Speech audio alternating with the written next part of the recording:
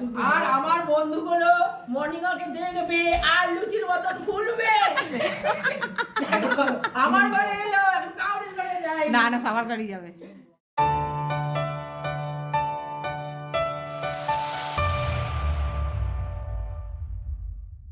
Hello friends, good morning. আমার চ্যানেলে আপনাদের স্বাগত এবং অনেক অনেক ভালোবাসা। আজকে আমি আর মা একটু বেরোবো, তো বেরোনোর আগে ঝটপট রান্নাটা তো আগে সেরে নিতে হবে। তো আজকে নর্মালি যা রান্না হয় তাই হয়েছে, কিন্তু আজকে আমাদের একটু ভালো লাগার রান্না, অনেক দিন পর খাচ্ছি কাঁচা টমেটোর ঝাল পোস্ত। তো জানেন সবাই, ঝটপট টমেটোটাকে ভালো করে ধুয়ে টুয়ে একটু নাড়াচাড়া করে নিলাম। আর আপনারা কিন্তু সবাই জানেন আমি রান্না বিশেষ ভালো পারি না, তাই যা হবে খুব তাড়াতাড়ি চটজলদি। তো মশলাটা দিয়ে দিলাম, এই দেখুন রান্না হয়েও গেল। ঢাকা চাপা দিয়ে রান্নাঘর সেরে বেরিয়ে গেলাম কাজে যেতে যেতে আমার বান্ধবীর বাড়ির সামনে দেখা করেছে পাকড়াও, আমার বাড়ি ঢুকতেই হবে। তো যাই হোক, ওর বাড়ি ঢুকলাম। এই দেখুন ওর বাড়ি কি সুন্দর ছিমছাম সাজানো। তো আমাদেরকে দেখে মানে কি, ও তো ছাদ থেকে ডেকেই আমাদেরকে ঢোকালো। তো মা যাওয়াতেও ভীষণ খুশি হয়েছে। মাকে আমার বান্ধবীরা প্রত্যেককে খুব ভালোবাসে। তো মাও বললো চল, রাস্তা দিয়ে যখন ওর পাশ দিয়েই যাচ্ছি একটু দেখা করেই যাই। তো চলুন, মায়ের সাথেও ও টাইমটা কত আনন্দ করে কাটিয়েছে বা আমরাও ওখানে গিয়ে যে কতটা আনন্দ পেয়েছি সেটা আপনারাও দেখতে থাকুন। হ্যাঁ, আর মিষ্টি না খাতো, আর মা তো মিষ্টি ভক্তও নয়, মিষ্টি খায়ও না। আরে আমি কি জানি, আরে আপনাকে আমি যেই ছাদে দেখতেছি, ওই দেখো মা, ওখান থেকে কিন্তু মুক্তি পাবে না তুমি।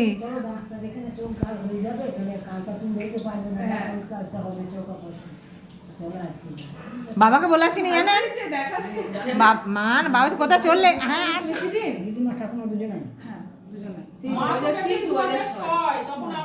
দাদু তাও অনেকদিন ছিল, মানে এই বাড়ির দাদু আর হ্যাঁ, বাবার বাড়ির দাদু। হ্যাঁ।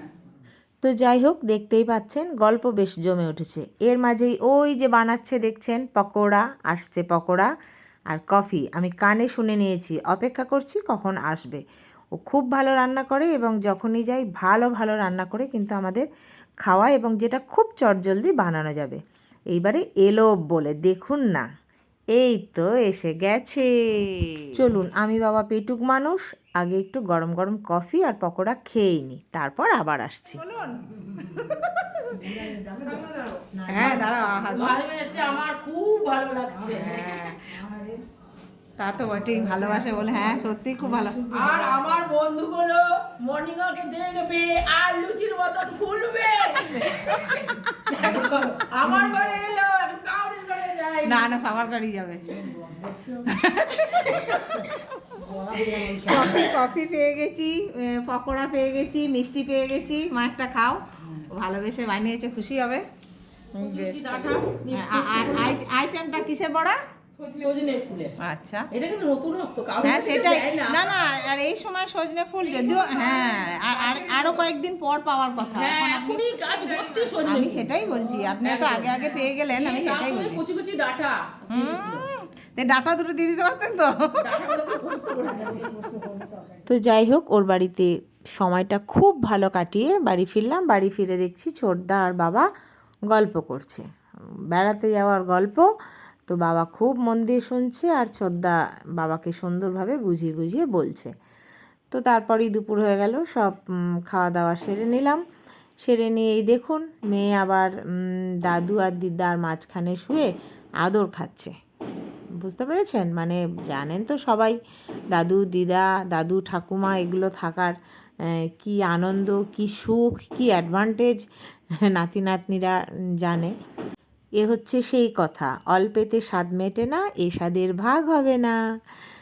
সত্যিই তাই। তো যাই হোক, নাতি নাতনি জিনিসটা এমনই জিনিস দাদু দিদা, দাদু ঠাম্মার কাছে। তো এভাবেই আমার আজকের ছোট্ট ব্লগটা শেষ করলাম। যদি ভালো লেগে থাকে তাহলে ছোট্ট একটি লাইক দেবেন, আর একটু বেশি ভালো লেগে থাকলে চ্যানেলটি সাবস্ক্রাইব করে সব সময়ের মতো এত ভালোবাসা দিয়ে আমার সাথে থাকবেন, আমার পাশে থাকবেন। সবাই ভালো থাকুন, সুস্থ থাকুন, আনন্দে থাকুন। টাটা।